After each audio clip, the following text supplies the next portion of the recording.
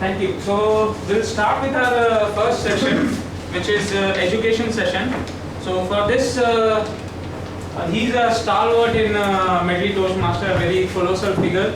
If you want any guidance, any help, you can always reach out to him. So please help me welcome Mohan sir for this education session.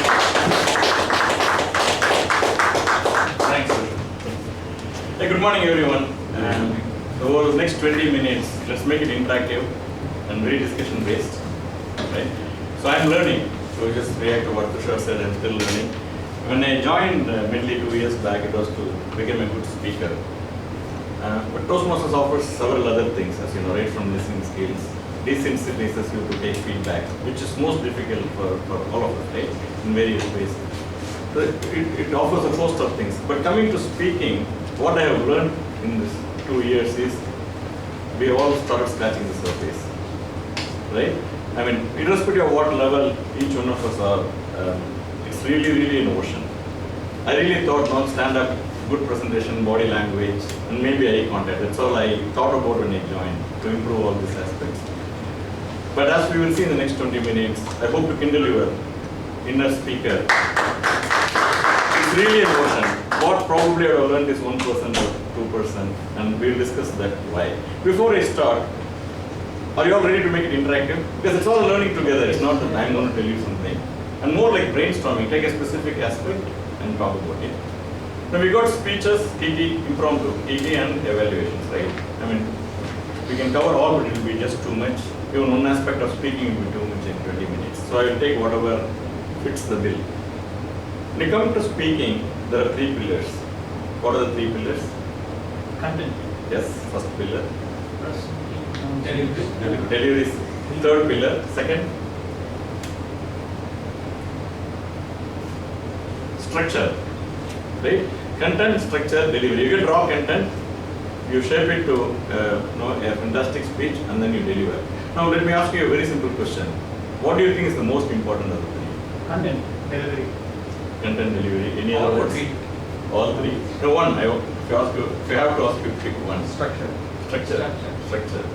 In fact, one of the things, tips I'll give you in evaluation, it's not to tell about the speakers, myself or any other speaker.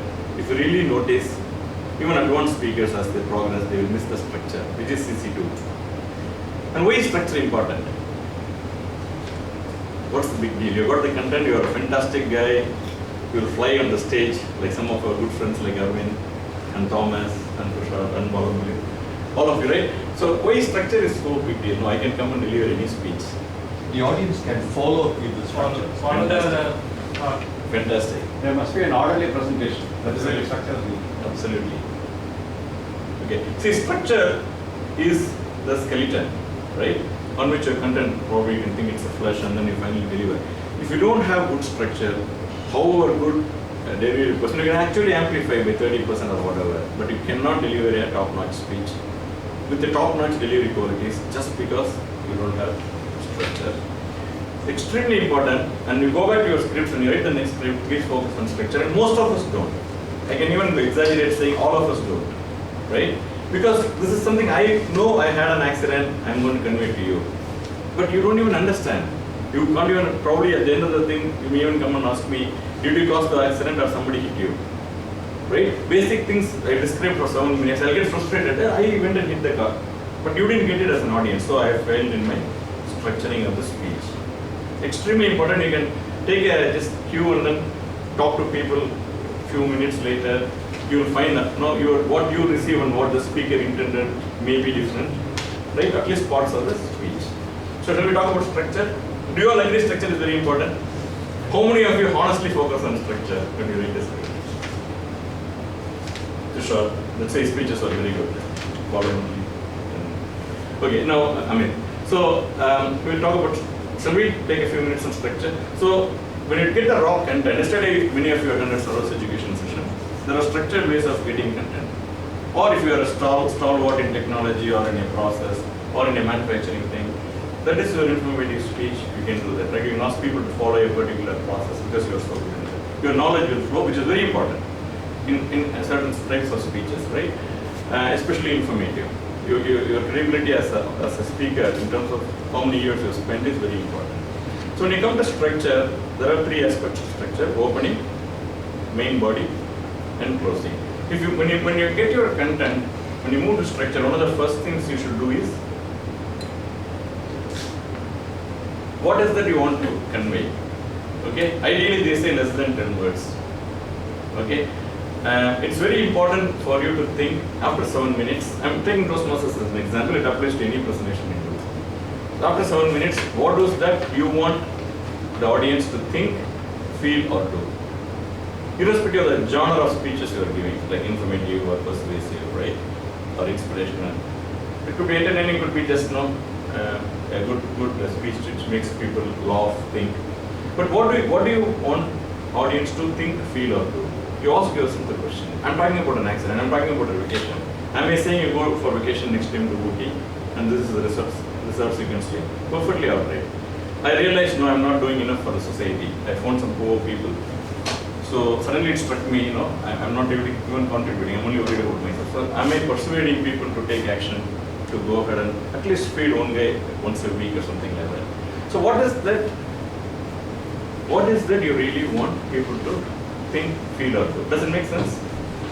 And please try to answer your question even in an earlier speech. You take one or two of your earlier speeches and ask yourself a question after presenting this.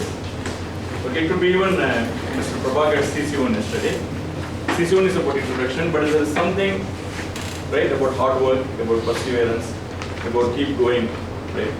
That is the thing you are going to take back, because after years of building a company, some failures, some successes, there's a lot of us can learn something, or he's trying to convey that, yeah, just don't give up, keep going. Perseverance could be the message. So please write down a message less than 10 words. And I don't want to discourage you, this is really the most toughest part of writing a speech. You talk about an accident, so what? So always think you are sitting in the audience and asking the question, so what? So I'm going to give this session for 20 minutes, so what? What is the big deal? Is it going to be one or two takeaways? Is it some experience I'm trying to pass, or all of us going to brainstorm and come out? So very, very important to write in less than 10 words, what is that you are conveying? The reason why this is important is, once you write, take the content and start shaping into a structure, you will know extraneous things which can be removed. Right? If I'm talking about poverty, if I'm going to talk about, I went to Ooty, how does it matter? Right? Unless I met some poor people in Ooty. So seriously, if you take your structure, marry the message, you clearly see extraneous content goes away. This is true for Toastmaster speeches, this is true for your corporate presentations. Right? Many of us might have been exposed to hundreds like PPTs. Right? Frankly, when you see at the end of the day, did the client get the message, or the team attended because you are the boss, or did they get the message? That is what makes you a better speaker, right? If you connect. So opening, so get the message clear, then you've got an opening, main body, and closing. Typically, the recommendation is the first 30 seconds and the last 30 seconds are very important. Opening extremely important, closing extremely important. They say the last words linger. In fact, if you can take a contest analogy, all of you know about Toastmasters contest, right? Even guess there is a contest, several contests happen in a year. The nailing, the last lap of the nailing in the closure is extremely important for the contestant to win. Okay, it may be very intuitive, but that's a fact. Even though the speech may be boring, the last 2 minutes or 1 minute, the last 30 seconds, if it finishes on the high, the very high possibility, the audience will get, definitely motivated or inspired by that last 30 seconds. The last words linger, opening is very important. And in the main body, you clearly create a chunk of content. Chunk 1, chunk 2, chunk 3. You have a message. What is a chunk 1? It's something experience you had in school. Chunk 2, something you learned in Toastmasters or from your boss or parents. So chunk 3 is something, could be a realization or something what you started doing now. Like you opened a charity. I'm just taking poverty as an example. And then why did you open? You can open. Let's talk about a few openings and how do you want to call for action, saying would you do it from tomorrow? Makes sense? So always create chunks of content, opening, main body 1, 2, 3 and closing. And very important, for each of these chunks should have a meaning and life on its own. If all of them have an individual meaning for a minute and a half, and they all connect through your transitions, you got a brilliant speech. And then you can start practicing delivery. Please don't go to delivery unless you have a structure. If there is a problem in the structure, fix it and fix it. And after you deliver, there may be some fixes which are required. Okay, I'm not denying that, but unless you are comfortable reading it as a script and you are able to convey what you want to convey, don't go to delivery. I'll take a pause. So we are talking only about structure. This itself may cover. Is it okay, or you want me to move faster? Or is it okay? Okay. Now talk about openings. What are the different types? So we got it right. Any presentation is the same format. Opening, more than one chunk of content, typically 3, not more than 3. And if you are giving a 1 hour speech, it could be 4. But make sure all of them connect. You can have 4 chunks, not in a 7-minute speech. 7-minute speech 3, some people live with 2 and they do brilliant job. There is no hard and fast rule. 3 is recommended typically for long speeches also. Even in long speeches, if you go to 4, please make sure they all connect. As I said, individual chunks of content should have a story or should have some learning, something you learn from your father, mother, friend, brother, doesn't matter. And then when you put together, there should be a connecting message, right? That's what is typically called foundational phrase by Craig Valentine, who is the 99 world champion. He coined this word foundational phrase. And he says not more than 10 words. Okay, in any of your speeches, before I go to opening, can you tell me what was the message or a phrase? Arvind, Tushar, Palamuli, Thomas. Any of your speeches, can you just think and say what you conveyed? Any other past speeches here? You might have given a lot of speeches, not only in Toastmasters. What is the single message? If you remember the blindness I spoke about. Yeah. I wanted people to become sensitive and donate the eye. Okay. So all on donation. Eye donation. Eye donation, objective. Eye donation is the objective. So it's a persuasive speech where anybody else?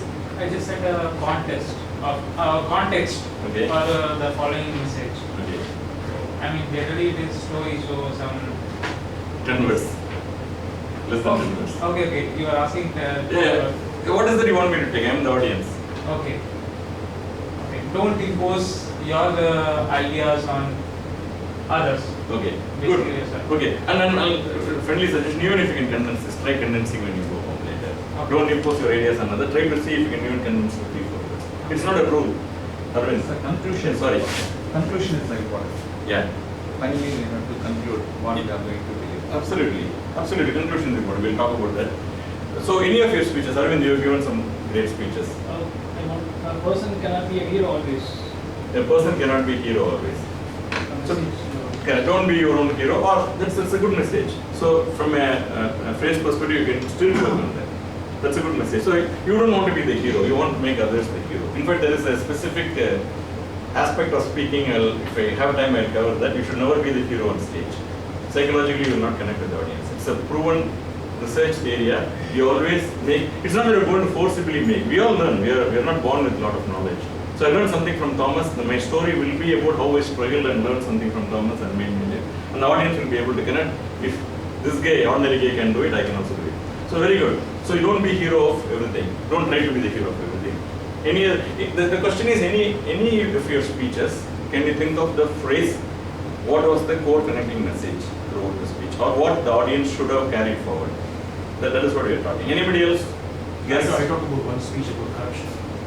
So corruption is a central theme, and I talk about various incidences and quotes from public life. So what do you want the audience to think, feel, or do? I want the audience to know that corruption is problematic in the society, and they should not be condensed. Don't support encourage corruption. Don't encourage corruption. Okay. Yes. Anybody else? Even if you are not given a speech, any message you have, that could be your future speech. The content of the speech is very important. With respect of the structure, the opening, the meeting, people like Sri Ravi Shankar or Jaggi Vasudeva, they are all great spiritual speakers. But if you put it, people are all looking only for the content and what benefit they can get and how that content can impact their value of their own lives. That is what is most important. Absolutely. Absolutely. In fact, if you notice, I have not watched a lot, even if you take Sadhguru, right? Sadhguru I only see it on the TV, not Yeah, no, if you take, I'm just saying, you got a very valid point. I'm just extrapolating. If you notice, he will use stories. Okay, always notice that, and I'll come to that. Story we may not cover today. In fact, the way you feel connected is because of the story, which is very good. Content is very important, but the content is amplified by pulling you into the discussion using a story, which is one of the best ways of learning. So any last phrase, you get the idea? Please work on the phrase. Suppose I wanted to, So the last speech I had given, the topic was never give up. So there was an example of Thomas Alva Edison. So he just failed to invent bulb for 1,000 times. So he just quoted that I haven't failed 1,000 times. I just found the ways of 1,000 times that don't work. very good. Never give up. Fantastic. So please keep this, right? Please remember, when you convert content to structure, first thing you need to worry about is what is that you are going to convey in the 7 minutes. Please work on it. Second, opening. What are the different types of opening? Impressive opening, Attractive opening, Dramatic. Question to the audience. question to the audience. So typically there are about 20 plus types of opening. Okay, and I already got the green. So we are going to only talk about structure. You're all okay, right? Anyway, we won't have time. So we'll. There are many types of opening. Question, okay, immediately connects to the audience. And second thing is statistics. Okay, suppose you want to talk about diabetes. You can just diabetes is a killer disease, it's terrible, and all this stuff. Simply you can say 25% of Indians, that is 30 crore people, have diabetes. By the time this meeting is over, 4 new cases will be diagnosed in Chennai alone. Okay, so the more number of deaths will happen. I'm just making this up definitely, but no, these numbers may be fairly close. Last statement: more deaths will happen because of diabetes than the top 10 diseases combined together. So if you use statistics, it really connects to people. Don't use a lot of statistics, but just simple thing. By the time this meeting is over, 4 new cases will be diagnosed in Chennai alone. It will jolt you immediately. You know. Then you talk about diabetes, eating habits, and other exercises you can do. You can connect with a personal story of somebody close to you having diabetes. How you that will connect with the audience, and then finally you can close. Okay. So statistics. So question, statistics. Third is timeline. In 1992 June, when I was traveling, the timeline for some reason sets you the context for creating vivid imagery and taking you back to the exact situation happens. You are going to describe the situation, whether it is a vacation or anything else. But the timeline really is the launch pad for taking you back. Right? Last week it happened, January 26th, 4 a.m. when I got off Central Railway, in the Central Railway station. So you're actually connecting. That itself will connect. Then you just say there is a lot of chaos, your bag got stolen, all those things are fine. So timeline. So question, statistics, timeline, right? And there are many other openings. I'll just leave only one thing. When you want to take people along with you, you use things like imagine. Imagine you were with me when I went to Switzerland. So the word imagine, there are many other phrases like that, actually will connect with the audience that can be very effectively used in the opening. Now when you finish opening, whatever 30 seconds, 45 seconds in a 7-minute speech, you address the Toastmaster and then you move into main body. So as I said, main body has 3 chunks, chunk 1, chunk 2. So very clearly you are going to move on to, if it is a vacation, it could be the journey to the spot, could be the first chunk. You introduce in the opening and then journey, train or flight could be the first part. I'm just saying, right? Similarly, any other speech, persuasive could be the first story you want to launch. What is your interaction with poverty? Where you felt, people are not getting food and it's not fair. So go through the main 1, main 2, main 3. Each one should have a life on its own and each one should connect to the core message. Now coming to closing, last 30 to 45 seconds, extremely important, you need to summarize. If you are talking about diabetes, you need to summarize. Because you already introduced and given actual lot of information to them. You need to summarize, you need to re-emphasize, and you need to close. If it is a persuasive speech, would you start running from tomorrow? Would you start eating better from tomorrow? Or would you at least pick one child and start feeding once in a week, on Sundays, lunch? So there are a lot of ways of finishing, but in persuasive itself, but persuasive is clearly safe call to action. Would you please do that? And when you do something like that, why would people listen? We're doing a 7-minute speech and I'm just saying, would you please feed a child every Sunday? So what will make the people listen? Credibility. Credibility. Feasibility. Feasibility. And if you take persuasive as an example, the way you have described the first 6.5 minutes and what was the problem? What is the real problem? Poverty. Was it described enough? Did people feel the pain of poverty, pain of being hungry, and pain of feeling hungry? And then introduce what you can do about a small thing you can take and then close. The entire speech is launched so powerfully with the problem first. I'm taking persuasive as an example. When you close with call of action, you already build credibility, you build the material, the speech, so that when you say immediately I should be able to think of it, oh, today is Sunday, on the way I will definitely feel something. So this is the very basics of structure. So I will leave it here. Any questions, feel free to ask me, because we are running out of time. But anyhow, any questions on structure or any other questions in general, we will take 2 or 3 questions and then. So when we come up with a story in the speech, sometimes out of something, the time extends. And even though we practice it for 2 minutes, once you get on stage, it goes on for 3 or 4 minutes. How do you manage giving a story without lengthening it so much? Okay. See, when you tell a story, you get connected to the story. Suppose I'm talking about my dad in the hospital, I get connected. That's one of the reasons why we extend. So actually, I'm not in the stage. I'm not present. I'm not present here. I've already gone there. But your trick is to take the audience there. Okay. So very good question actually. Many people may not have noticed. We extend time only because we get too involved with our own story, which is fine. Normally when you narrate. In a speech, you are actually taking the essence and conveying the emotion. Or how, whatever example, like I can narrate my parents being in the hospital. So when you go deep into that, your emotions sway and you actually become the character, you move away from the stage. But you are on stage. That happened 3-4 years back from me, several years back from me. So when you are on stage, you need to connect with the audience and leave it there. Okay, it will be very touchy for us, but unfortunately as a speaker, you have to come back on stage and complete the speech. That is the main, in my opinion, that is the main reason many of us do that. We get swayed by our own thing and we go back in memory, but we have to be present. And as a yogic expert, I don't have to tell you to be present. Live in the, you get my point? That is your very valid point. A lot of people overshoot time also, the 7.5 minutes only because of that. Brilliant story, but they take the extra minute because of their own emotions. They are not able to detach them. But the idea is to convey the emotion to the audience and see if you are able to have a common emotion to connect. Any question? Any other question? So the body language that people use, sometimes it looks dramatic. Is it conscious or is it like unconscious, or people have to plan and practice? Okay, see, correct, good question. In fact, if you take most of us, the body language, we use minimal gestures, right? When we give speeches, minimal gestures. Most of us, right? Especially in the office environment, we don't really run here and there and all that. We even stand and deliver it from elected.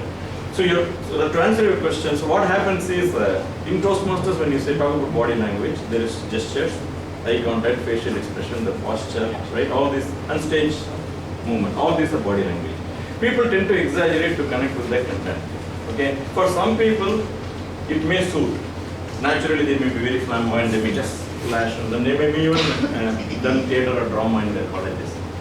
But many people actually, it has to be progressing naturally, and you don't need to really overdo that. You don't need to overdo that. So you just use minimal gestures. Eye contact is very important. Minimal gestures, minimal facial expressions. Just show very limited facial expression to show sadness, that is fine. You don't have to say I'm angry, no? A simple expression will do. And take what suits for you. It's not what is right or wrong, right? What suits for you. Some of us can emote very simply and probably being corporate guys, just we are used to very formal, stiff presentation. Loosen out a little bit, 20-30%. Don't go to the extreme of showing exaggeration because we won't look credible.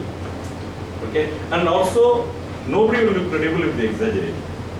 Right? If the person is not comfortable with the body language, just try to bring it into the content, it will never look wrong.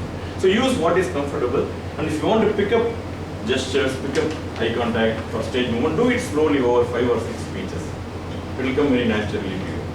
So that you don't move suddenly and then the audience will get distracted. It will become very natural.